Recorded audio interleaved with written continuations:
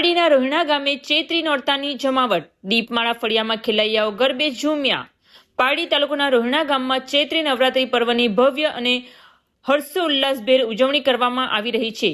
ગામના દીપમાળા ફળિયામાં આવેલા વિશાળ ક્રિકેટ ગ્રાઉન્ડ પર નવરાત્રીનું ખાસ આયોજન કરવામાં આવ્યું છે, જ્યાં આદ્યશક્તિની આરાધના સાથે સમગ્ર વિસ્તારમાં ભક્તિમય અને ઉત્સાહભેર માહોલ સર્જાયો છે।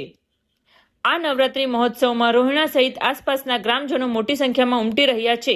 રાત્રિના સમયે ઢોલના તાલે અને સુમધુર ગરબાઓની રમઝટ વચ્ચે ખેલૈયાઓ મન મૂકીને પરંપરાગત શૈલીમાં ગરબે ઝૂમી રહ્યા છે।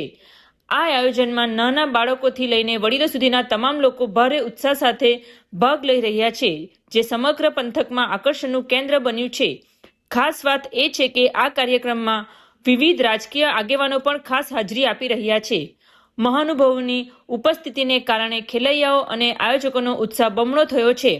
આયોજક સમિતિ દ્વારા મહેમાનોનું સ્વાગત કરવામાં આવ્યું હતું અને આગેવાનોએ પણ મા અંબાની આરતીમાં સહભાગી થઈ ગ્રામજનોની સુખાકારી માટે પ્રાર્થના કરી હતી।